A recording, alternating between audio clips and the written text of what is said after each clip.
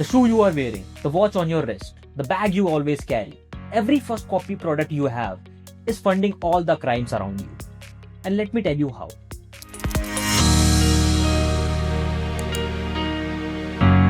की आंखों में धूल झोंककर इस रकम का इस्तेमाल आतंकी संगठन आतंक फैलाने के लिए कर रहे हैं.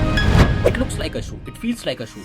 It has a logo, the stitching, the tag. You might have bought it for 600 rupees in a market in Delhi or Mumbai. We think we game the system. We think we beat the big corporations. But actually, we just funded a war. Today, I want to trace the invisible bloodline of this 500 rupees note, because while you are walking with your new shoe, your money is traveling 3,000 kilometers away to buy a bomb.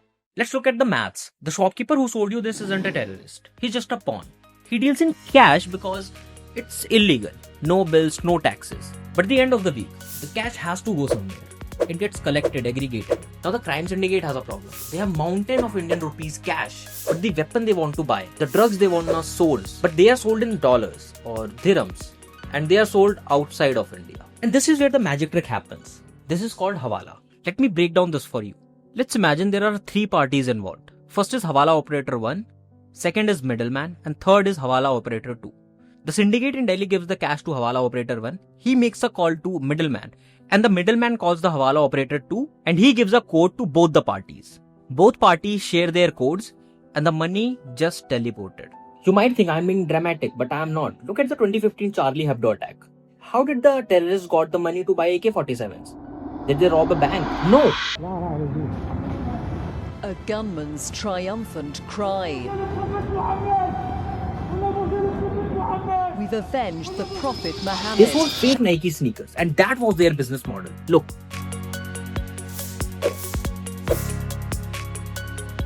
The UN calls it terror financing through trade. The logic is simple. Selling drugs is risky, and selling fake shoes, it has low risk and high reward. And the police, they don't look for the terrorist in a shoe market. So let's go back to the money in Dubai. It's now clean. It's in foreign currency. Now that money buys weapons. It funds training camps. It drives border guards. Now the cycle is complete. The fake product, it comes to our country. Your money, it goes outside of the country. And the violence, it comes back to you. We have this idea that the crime is funded by bad guys doing bad things in a dark room. But the reality is the economy of crime is powered by us. By the normal people trying to save a few hundred rupees. Every time we demand a brand that we can't afford, the black market supplies it. So we are the demand and they're just supplying. So the next time you see a deal that looks too good to be true, ask yourself, who is paying the rest of the price? But physical world is slow. Moving cash takes time.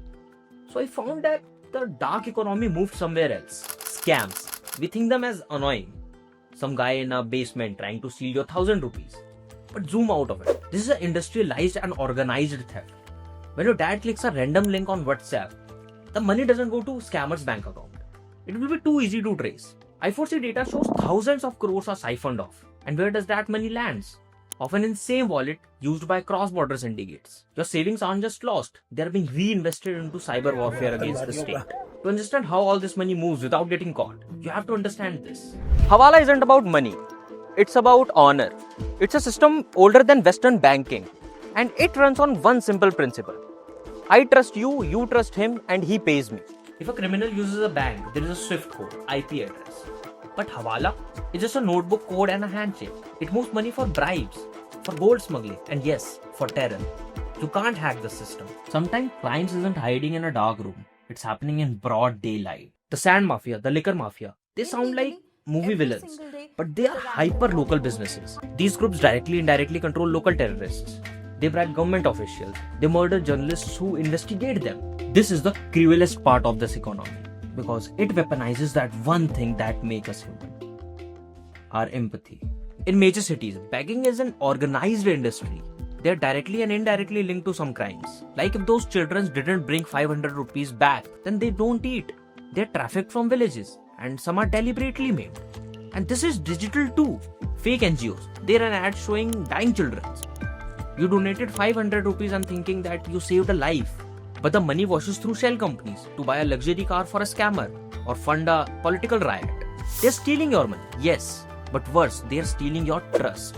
And finally, the main artery, drugs. This is where the line between crime and war disappears. In border states, drug trade is directly connected to insurgencies, and we call it narco-terrorism. It's a barter system. Drugs comes in, weapon goes out. There's no middleman involved. There's no money laundering. If you buy recreational drugs, you are directly financing the instability of the borders. You are paying salaries to those militants to fight against your own country. I know this is heavy. You look at your wallet and feel guilty, but that is not why I made this video. The dark economy is strong but fragile. It relies on exactly one thing: your ignorance. It needs you not to ask questions. It needs you to want cheap deals. But the moment you start looking, you start tracing the line, the system breaks. When you stop buying the fake, the factory closes. When you stop clicking the link, the scammer goes broke. When you donate responsibly, the mafia starves. You don't need a badge to fight crimes. You just need to be a cautious citizen. Because the most important currency in India isn't rupees. It's awareness. Thanks for watching the video. Like if you enjoyed it and subscribe for more. Catch you in the next one.